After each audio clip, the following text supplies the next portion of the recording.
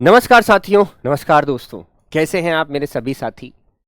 आज एक महत्वपूर्ण टॉपिक के साथ मैं आपके साथ हूं। आप ये जानते हैं जो हमारी लिटरेचर होती है, जैसे कि फ्लेमिंगो है हमारी, या मैं कहूँ हॉर्नबिल है, 11वीं की या 12वीं की जो भी लिटरेचर होती है, उसमें एक सवाल कभी ये फंस जाता है कि कैसे मेरे बच्चे वो एक लाइन देकर हमसे पूछ लेते हैं कि बताओ इसमें कौन सा फिगर ऑफ स्पीच है। और हमारा सिलेबस भी कहता है कि फिगर ऑफ स्पीच आएगा, अब दें या ना दें वो उनकी मर्जी है, लेकिन सिलेबस में तो है। तो फिर हमारे लिए फिगर ऑफ स्पीच पढ़ना बेहद जरूरी हो जाता है। कौन कौन से फिगर ऑफ स्पीच हमारे सिलेबस में है, जो हमें करने हैं, जो हमें पेपर में पूछे जा सकते हैं, आज उन पर हम चर्चा करेंगे। ये 10 से 15 मिनट की वीडियो है। विद एग्जाम्पल मैं तुम्हें समझाऊंगा कि फिगर ऑफ स्पीच क्या होता है और कैसे हम ये पहचानेंगे कि इस लाइन में कौन सा फिगर ऑफ स्पीच है। ये पॉम में पूछा जाता है, जो कविता होती है 10 नंबर की, उनमें से 1 number 2 number figure of speech का रख दिया जाता है किसी किसी सेट में। अब भैया तुम्हारे नसीब की बात है कौन से सेट में आता है कौन से में नहीं। तो फिगर ऑफ स्पीच को हम मेरे बच्चे अलंकार कहते हैं। आप जानते हैं अलंकार जैसे हिंदी में होते हैं श्लेष अलंकार, यमक अलंकार, है ना जी। इस तरह से अलंकार जो हैं हमारे इंग्लिश में भी हैं, जिनको हम फिगर ऑफ स्पीच कहते हैं। सबसे पहले अलंकार की अगर मैं बात करूं तो वो है हमारा सिमले। हमें इंग्लिश में ही बताना है मेरे दोस्त, हमें इंग्लिश में ही ये बताना होगा। सबसे पहले हमारा फिगर ऑफ स्पीच क्या है, वो है सिमले। जरा ध्यान से सुनना। इट इज अ कंपैरिजन, ये एक तुलना है बिटवीन टू डिफरेंट थिंग्स। दो अलग अलग चीजों के बीच में तुलना होती है। ये एक चीज हो गई, ये एक चीज हो गई, दो अलग अलग चीजों के बीच में तुलना करते हैं। ठीक है जी, तुलना करते हैं। ये देखिए तुलना हो रही है। Things having at least one point in common. और इन दोनों चीजों में तुलना अगर हो रही है तो एक चीज ऐसी है जो इनमें कॉमन है। जो एक चीज कॉमन है मेरे दोस्त, इन दोनों में एक चीज कॉमन जरूर होती है। यानी जब भी सिमले होगा वहां पर मेरे बच्चे तुलना हो रही होगी एक चीज की या एक शब्द की, या मेरे दोस्त किसी एक की दूसरे से तुलना हो रही होगी, और उन दोनों में कोई ना कोई चीज कॉमन जरूर होगी। और कुछ शब्द ऐसे होंगे जो उसमें यूज हो रहे होंगे, जैसे लाइक वर्ड यूज हो रहा होगा, जैसे एज वर्ड यूज हो रहा होगा। इनको हम कहते हैं सिमिलर फिगर ऑफ स्पीच, जब एक की तुलना दूसरे से हो रही होती है और उनमें एक चीज कॉमन होती है और इनमें से कोई सा शब्द जो है वो इस्तेमाल हो रहा होता है। और इन दोनों की हिंदी अगर मैं देखूं तो क्या होती है, जैसे। इन दोनों की हिंदी क्या होती है, जैसे, एज और लाइक की। जैसे मैं आपको एक एग्जाम्पल कराता हूं, he is brave like a lion. यहां पर ही की तुलना जो है मेरे दोस्त लॉयन से करा दी गई है। यहां पर ए ये हमारा ही हो गया और बी हमारा लॉयन हो गया। ए की तुलना बी से है और इन दोनों में एटलीस्ट एक पॉइंट कॉमन है, और वो क्या है, ब्रेव। क्या है वो, ब्रेव। यानी दोनों ही बहादुर हैं, लॉयन भी और ही भी। और देखिए कंपैरेटिव वर्ड भी यहां पर यूज हुए हैं, और वो क्या है, लाइक।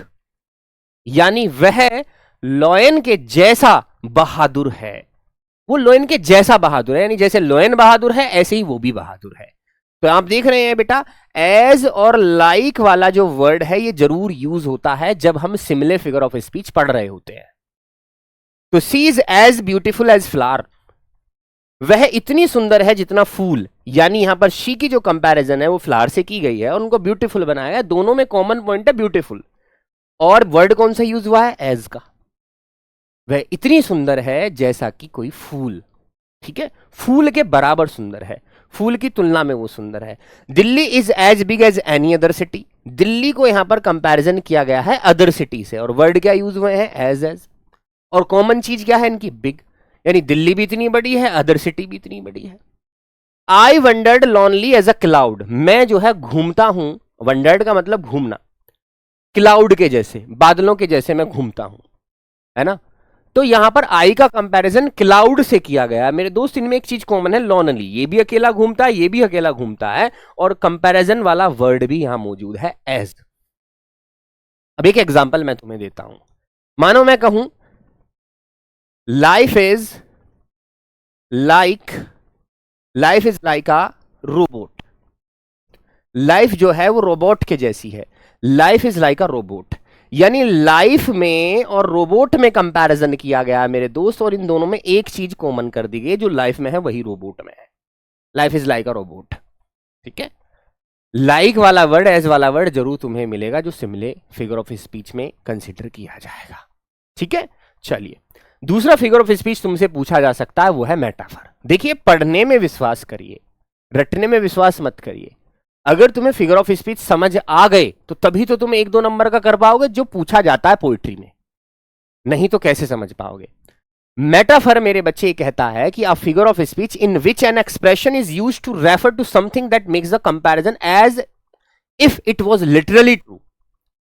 यहां पर भी ए और बी के बीच में कंपैरिजन होता है, लेकिन मेरे दोस्त यहां ए को ही बी बता दिया जाता है। यहां पर जैसे जैसे नहीं कहा जाता, यहां पर डायरेक्टली ए को बी कह दिया जाता है। जैसे मैं तुमसे कहूं कि तुम मेरे शेर हो, तुम मेरे शेर हो, क्या समझे, तुम मेरे शेर हो, यानी मैंने तुम्हें डायरेक्टली बोल दिया है कि तुम मेरे शेर हो। मैंने ये नहीं बोला कि तुम शेर के जैसे हो, मैंने बोला तुम शेर हो, तुम मेरे शेर हो। तो शेर की कंपैरिजन तुमसे कर दी गई डायरेक्टली, ऐसा जैसे मैंने बिल्कुल हकीकत में कर। देखो यहां पर लिखा भी है इट वॉज लिटरली ट्रू, ऐसे कंपैरिजन किया जाता है कि बिल्कुल सचमुच में यही शेर है ना जी भैया। भैया तू तो मेरा टमाटर है, अरे तू तो मेरा जो है, तू तो मेरा वो है, तू तो मेरा वो है तू मेरा तो भाई है, तू मेरे भाई जैसा नहीं है, तू मेरा भाई है, इस तरह से। तो यहां पर एक ही कंपैरिजन दूसरे से की जाती है, लिटरली ऐसे की जाती है जैसे कि दोनों एक ही हों। जैसे बोल दिया गया infancy is the dawn of life, कि जो बचपन है वो शुरुआत है जिंदगी की। बचपन है, जो बचपन है वो शुरुआत है जिंदगी की, तो बचपन को शुरुआत बता दिया गया है जिंदगी की। ठीक है, laughter is the best medicine, कि जो खुशी है, हंसी है, वो दुनिया की सबसे बेहतरीन दवाई है। लाफ्टर को दुनिया की सबसे बेहतरीन दवाई बता दिया गया है। अब बताइए लाफ्टर कोई दवाई हो सकती है क्या? क्या समझे बेटा? मैंने कहा she is just a late bloomer, यहां पर शी को ऐसे बता दिया गया है कि वो लेट ब्लूमर है। लेट ब्लूमर के जैसी नहीं है, लेट ब्लूमर का मतलब होता है जो बाद में सक्सेस पाते हैं, थोड़ा लेट सक्सेस पाते हैं। अब लास्ट वाला कंपैरिजन आप देखिए, टाइम इज मनी, यहां पर टाइम को ही मनी बता दिया गया है कि समय ही पैसा है, समय ही पैसा है। अब दोनों यहां पर मैं लिखूं टाइम इज लाइक मनी, कि टाइम जो है वो पैसे जैसा है, और मैं दूसरा ये कहूं कि time is money, time is money. अब इन दोनों में आप फर्क देखिए, time is like money, time जो है वो पैसे के जैसा है, और मैं बोलूं कि टाइम इज मनी, समय ही पैसा है, तो दोनों में कितना फर्क है। देखो ये वर्ड का फर्क जरूर आता है। तो सिमिले में और मेटाफर में यही फर्क है कि सिमिले में एक चीज का कंपैरिजन दूसरे से होता है, उसको उसके जैसा बताया जाता है, लेकिन मेटाफर में उसी को उसके जैसा बता दिया जाता है कि यही है। जैसे मैं कहूं कि तुम मेरे शेर जैसे हो, और मैं कहूं तुम मेरे शेर हो, तो पहला वाला तुम मेरे शेर जैसे हो, ये वर्ड जो है सिमिले दिखाता है। लेकिन अगर मैं कहूं कि तुम मेरे शेर हो, तो ये वर्ड जो है मेरे बच्चे, ये सेंटेंस जो है आपको इसमें अलंकार दिखता है मेटाफर। ये दोनों में फर्क है। आप ये देख सकते हैं टाइम इज लाइक मनी और टाइम इज मनी। जैसे ये बोलते हैं love is life, love is life, कि प्यार ही जिंदगी है, तो यहां पर प्यार को ही जिंदगी बता दिया गया, ये मेटाफर है। लेकिन अगर मैं ये कहने लगूं love is like a life, प्यार जो है जिंदगी के जैसा है, तो दोनों में अंतर हो गया। ठीक है भैया, शाबाश। इसके अलावा दूसरा तीसरा तुमसे पूछा जा सकता है पर्सोनिफिकेशन, जिसको हम मानवीकरण कहते हैं हिंदी में। वैसे तो इसमें क्या होता है, representation of an abstraction as a person और इन ह्यूमन फॉर्म। यहां पर किसी अमूर्त को जिसकी कोई मूर्त नहीं है, ठीक है, उसको किसी इंसान या किसी ह्यूमन, है ना, किसी मनुष्य की क्वालिटी उसको दे दी जाती है। ऐसा मान लिया जाता है कि वो मनुष्य है, ऐसा मान लिया जाता है कि वो कोई व्यक्ति है, किसी भी चीज को ऐसा माना जा सकता है। जैसे मैं कहूं my alarm yelled at me this morning, मेरा अलार्म जो है, मेरा जो अलार्म है वो मुझ पे चिल्लाया, मेरा अलार्म मुझ पे चिल्लाया। जरा सुनना मेरी बात को ध्यान से, मेरा अलार्म मुझ पे चिल्लाया इस सुबह, मेरा अलार्म मुझ पे चिल्लाया। चिल्लाने की क्वालिटी किसकी है? ह्यूमन की। यहां किसको दे दी वो क्वालिटी? किसी चीज को दे दी। जब किसी इंसान की क्वालिटी को किसी चीज को दे दिया जाए, वहां पर्सोनिफिकेशन होता है, यानी मानवीकरण हम कहते हैं।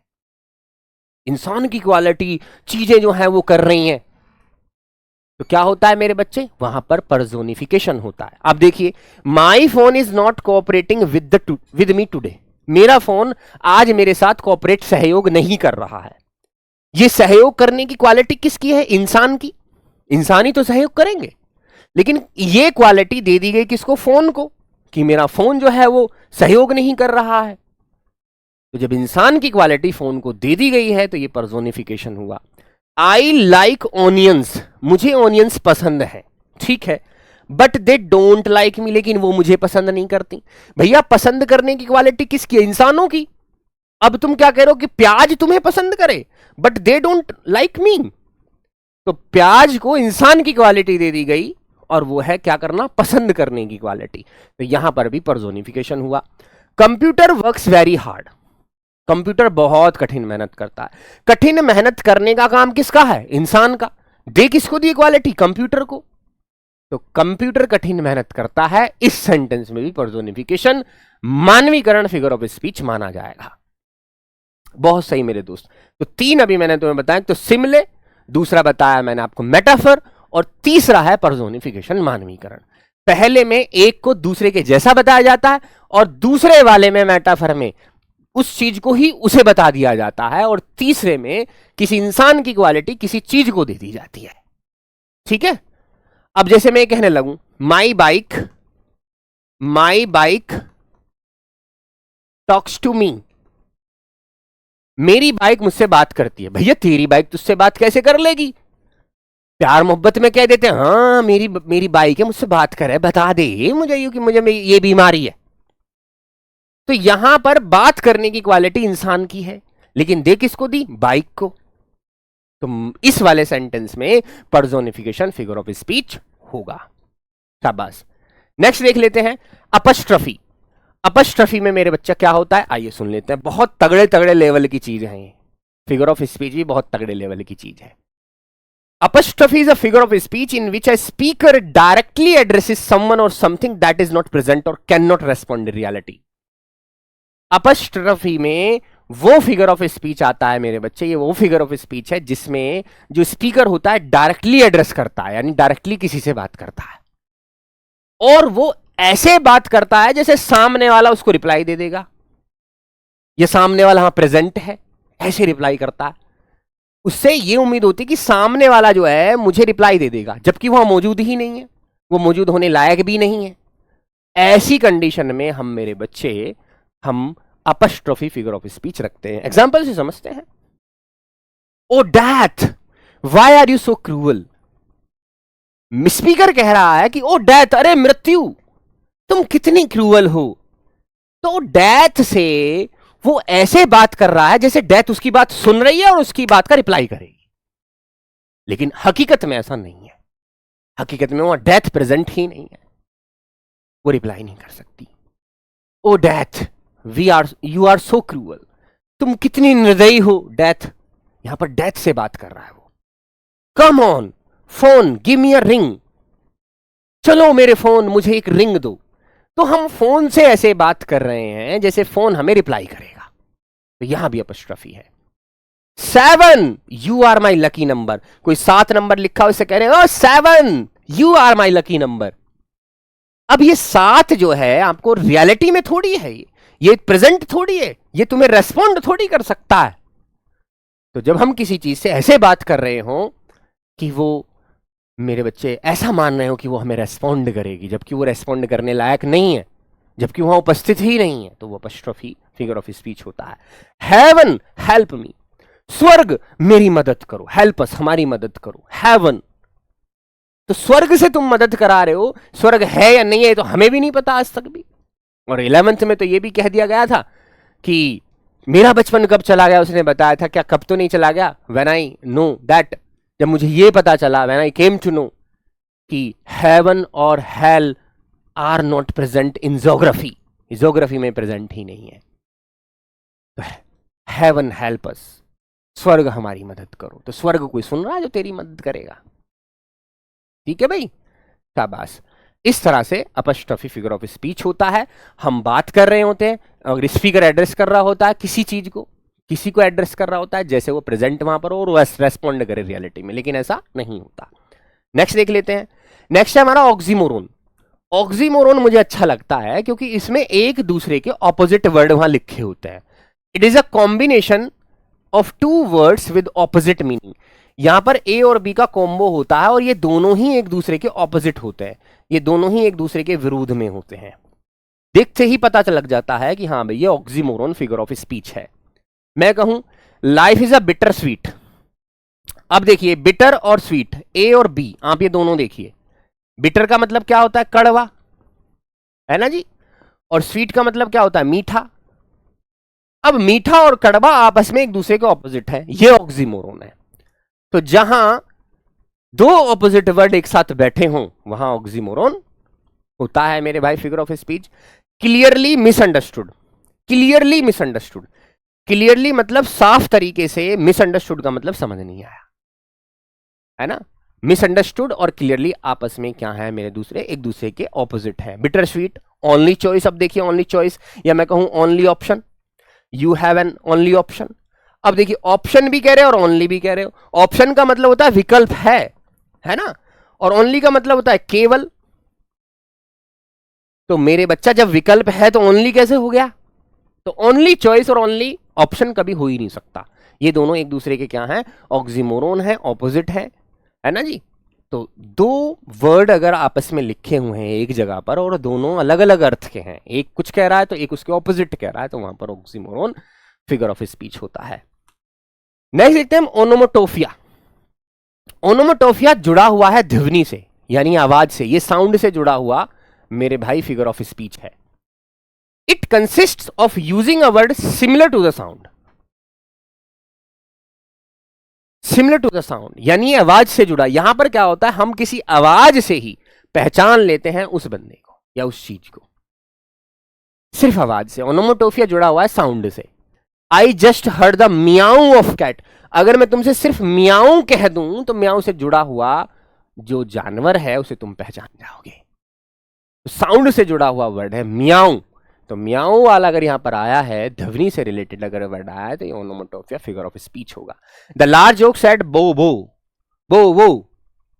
ये बो वो जो है क्या है? ये साउंड है डॉग की। बोथ बीज एंड बजर्स बज बज बज जो करती हैं वो जो हमारी मधुमक्खियां होती हैं या मक्खियां होती हैं जिनको फ्लाइज कहते हैं। The birds chirp filled the empty night air. Chirp, chirp क्या मतलब? चहचाना। और चहचाने की जहां बात है कि चिड़िया अपने आप ही दिमाग में आ जाएगी। हिस हिस क्या होता है? हिस से क्या जुड़ा? सांप जुड़ा। हिस का मतलब सांप से है, स्नेक से है। क्रंची, कुरकुरा। क्रंची, कुरकुरा, जब आप किसी ऐसी चीज को खाते हैं जो कुरकुर करती है, यानी खा रहे होते हैं तो साउंड भी नहीं आती है हमारे। ऐसा तुमने प्रैक्टिकल किया होगा। मानो कि आप कुरकुरे खा रहे हैं, है ना जी। मानो कि आप जो है वो चिप्स खा रहे हैं, तो क्या होता है, तुम अगर चिप्स खा रहे होते तुम्हें साउंड भी नहीं आएगी, क्योंकि आवाज किसकी आ रही? क्रंची की आपके मुंह से। तो क्रंची। आप मैं प्रैक्टिकल करके दिखाऊं तो आपको थोड़ा सा, आप ऐसे करके मैं दिखा सकता हूं एक बार प्रैक्टिकल। ये देखिए, मानो कि ये मेरे पास पेज है कोई, ठीक है। अब मैं इसकी क्रंची दिखाता हूं आपको, देखो। ये लो भाई, ये देखना, साउंड सुनना। ये देखो,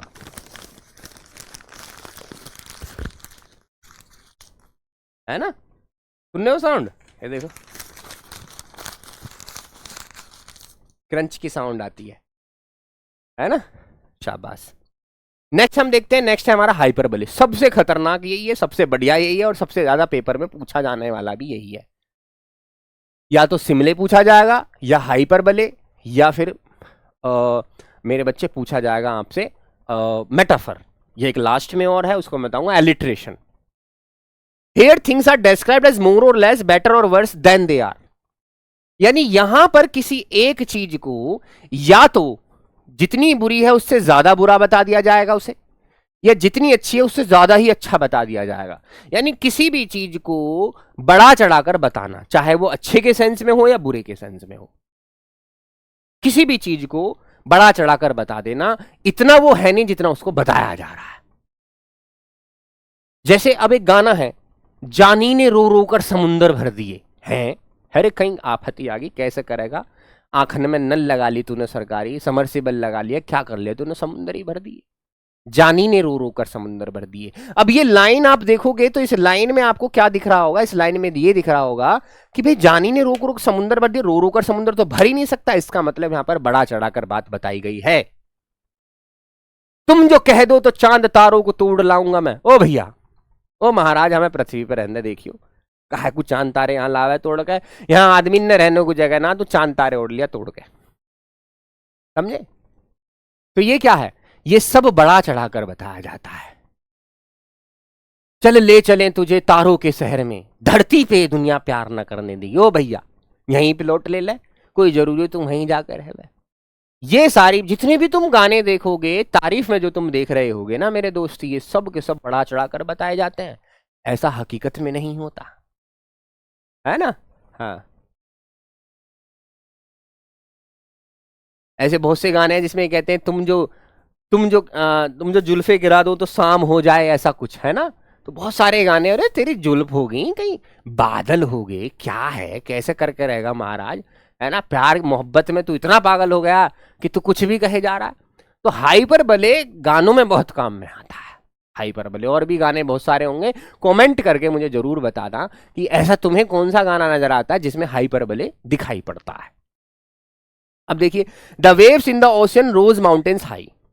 वेव्स जो हैं, ओशियन की जो वेव्स हैं, इतनी ऊंची उठ गई, पहाड़ से भी ऊंची है। हाँ, पहाड़ से भी ऊंची उठ जाएंगी। अरे थम जा, पहाड़ तो बहुत ऊंचा हो गए, धाराएं इतनी थोड़ी ऊंची उठ सकती हैं महाराज, कोई तरीका भी हो गए।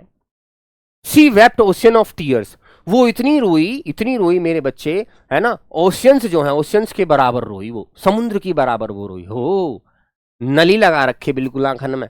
My sister will eat anything, मेरी बहन कुछ भी खा सकती है। तेरी बहन होगी या रोबोट होगी, कुछ भी कैसे खा लेगी तू।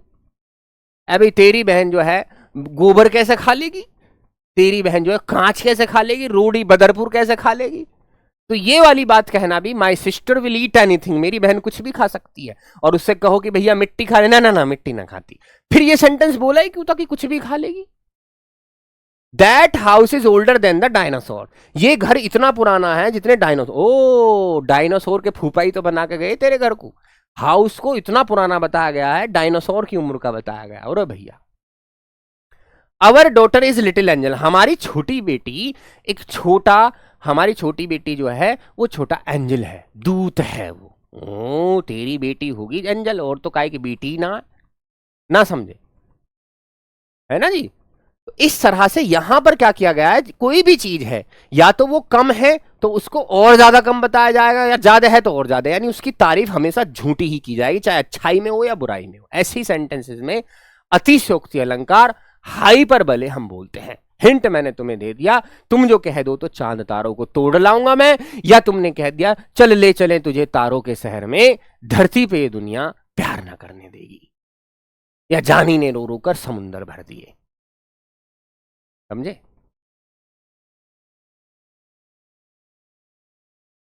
सात समुंदर पार में तेरे पीछे पीछे आ गई। हाँ, स्पाइडरमैन की फूफी है तू, उड़ते रही तू, सात समुंदर पार हो रहे हैं तेरे काहे गुण। एक वो गाना है, ये गाना मुझे याद आ रहा है, वो कहता है कि मर भी जाऊंगा तो खुशबू से पहचान लूंगा मैं। कुत्ता है तू, कौन है जो खुशबू से पहचान रहा है रे, समझ ही ना आ रहा है, कुछ भी कहे जा रहे हो तुम प्यार में, है।